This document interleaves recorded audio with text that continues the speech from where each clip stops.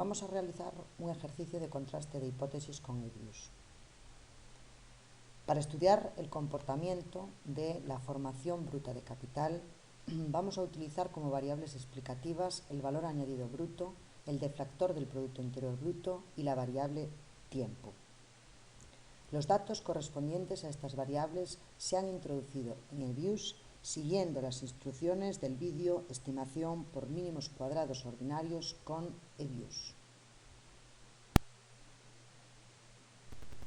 El ejercicio consiste en efectuar el contraste de las siguientes hipótesis. Comenzamos contrastando la relevancia individual de la variable x3. Si realmente esta variable no fuese significativa en la explicación del comportamiento del regresando, el parámetro que la acompaña sería 0. Por eso, la hipótesis nula que vamos a contrastar es que beta 3 sea igual a 0 frente a la alternativa de que beta 3 sea distinta. Para realizar el contraste con Hebbius, primero tenemos que estimar el modelo por mínimos cuadrados ordinarios. Para ello, tal como se explicó antes, primero nos situamos el cursor encima de la variable y con la tecla control pulsada seleccionamos las variables que intervienen x1, x2, x3. Pulsamos el botón derecho del ratón y ahora elegimos Open, pero como una ecuación. Se despliega un menú en el que aparece primero la especificación de la ecuación, en la que se puede observar que la última variable corresponde al regresor ficticio.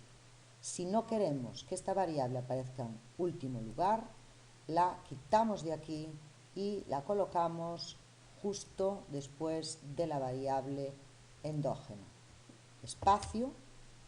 Aquí elegimos el método de estimación que vamos a utilizar, que para nosotros es mínimos cuadrados ordinarios, y aquí figura el periodo para el cual se va a efectuar la estimación, que va desde el año 97 hasta el año 2006.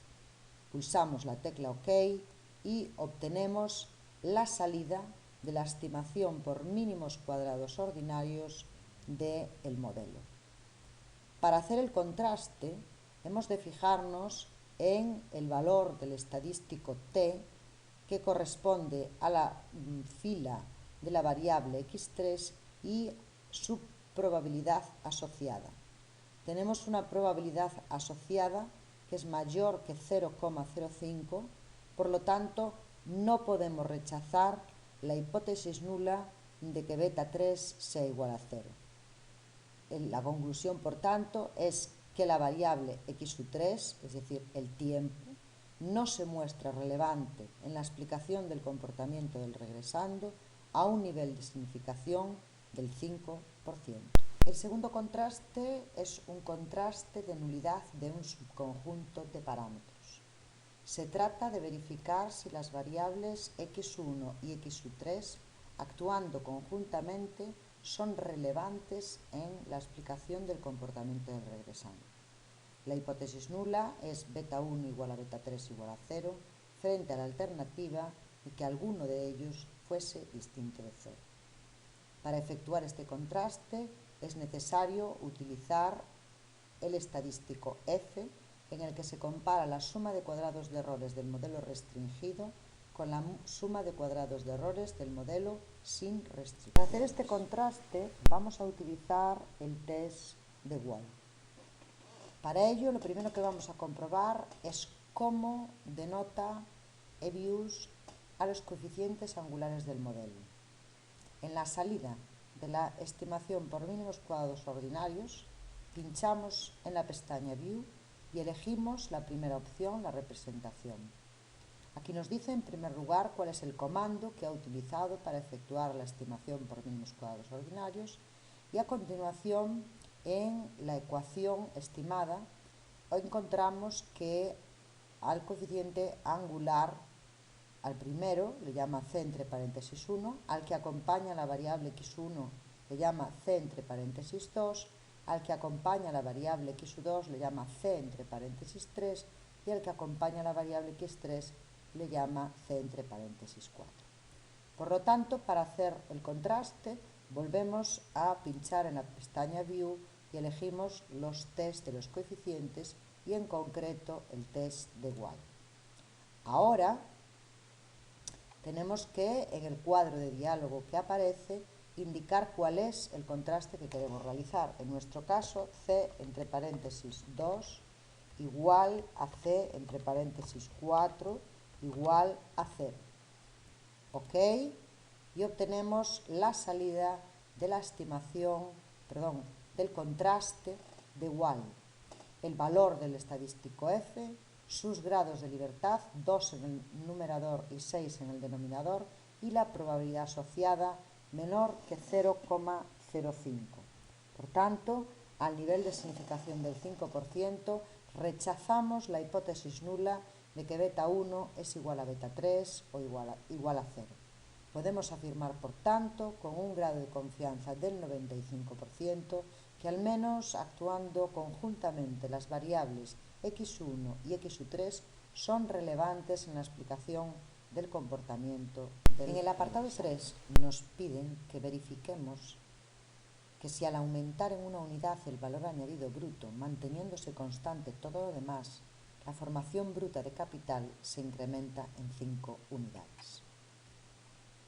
Si la variable valor añadido bruto se incrementa en una unidad y todo lo demás permanece constante, el regresando, la formación bruta de capital, se incrementará en beta su 1 unidades. Se trata, por tanto, de verificar si el parámetro beta su 1 es igual a 5 frente a la alternativa de si es distinto de 5. En los ejercicios resueltos hemos visto que este contraste se realiza a través de un estadístico T, en el que el valor que se obtiene al estimar el parámetro por mínimos cuadrados ordinarios se le resta el valor que queremos verificar, se divide por la desviación típica estimada del estimador. Y este estadístico, bajo la hipótesis nula, sigue una distribución T de Student con T menos K menos 1 grados de libertad. Sustituimos en esta expresión los valores que se han obtenido al efectuar la estimación por mínimos cuadrados ordinarios y obtenemos que el estadístico T sub I toma un valor de menos 0,41969179, valor que tenemos que comparar con el punto crítico correspondiente a una T de Student al nivel de significación del 5% con 6 grados de libertad, que es 2,45. Como en valor absoluto el 0,41 es menor que 2,45, llegamos a la conclusión de que no podemos rechazar la hipótesis nula. Por tanto, no hay evidencia en contra de que el parámetro beta 1 valga 5 al nivel de significación del 5%. También hemos estudiado en teoría que cuando se trata de una restricción de un solo parámetro, el estadístico T sub I elevado al cuadrado coincide con una F.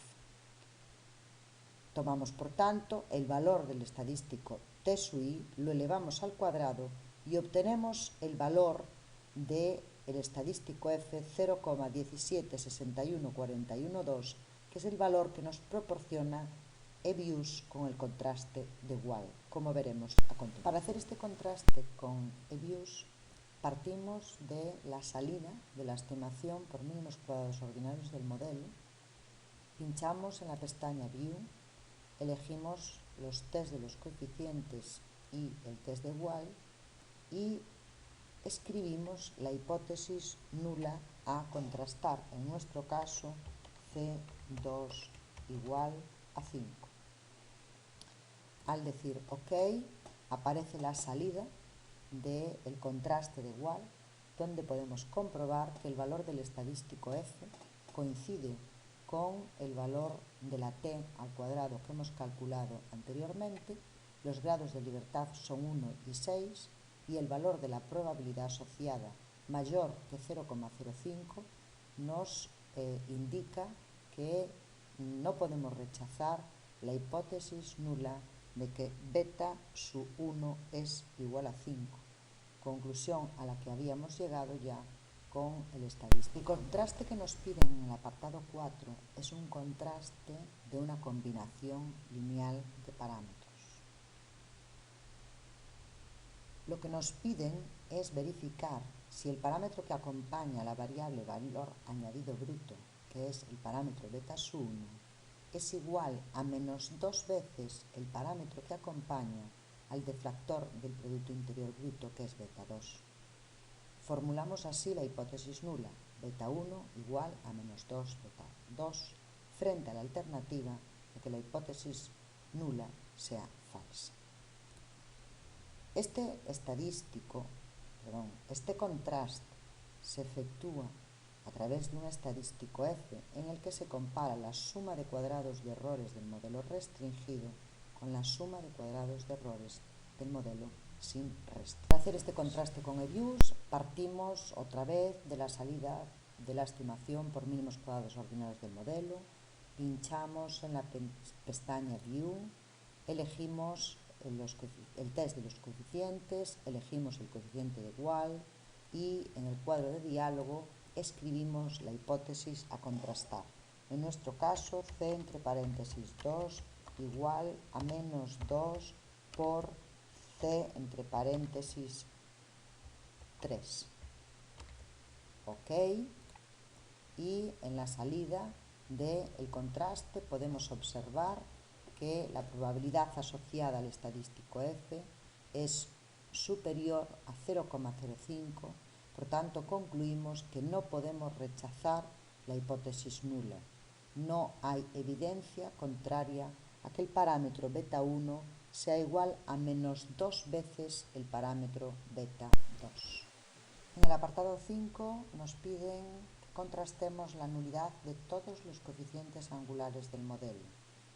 La hipótesis nula, escrita en lenguaje matricial, es beta barra igual a 0 frente a la alternativa beta barra distinto de 0. Para hacer este contraste utilizamos el estadístico F, r cuadrado partido por k, dividido por 1 menos r cuadrado partido por t menos k. Para hacer el contraste de nulidad de todos los coeficientes angulares del modelo, basta con observar la salida de la estimación por mínimos cuadrados ordinarios, puesto que nos proporciona el valor de ese estadístico F, en este caso 110,2029, con una probabilidad asociada de 0,000012 menor que 0,05. Por tanto, al nivel de significación del 5%, rechazamos la hipótesis nula de nulidad de todos los coeficientes angulares. El sexto y último apartado se refiere también a un contraste de una combinación lineal de parámetros. Lo que nos piden es que verifiquemos que el parámetro beta-1 más beta-2 más beta-3 es igual a menos 6 frente a la hipótesis alternativa de que la hipótesis nula es falsa. Este contraste se efectúa a través también de un estadístico F en el que la suma de cuadrados de errores del modelo restringido se compara con la suma de cuadrados de errores del modelo sin restricciones. Partimos otra vez de la estimación por mínimos cuadrados ordinarios del modelo, pinchamos View, test de los coeficientes, coeficiente de igual y en el cuadro de diálogo escribimos la hipótesis a contrastar. C entre paréntesis 2 más C entre paréntesis 3 más C entre paréntesis 4 igual a menos 6. OK.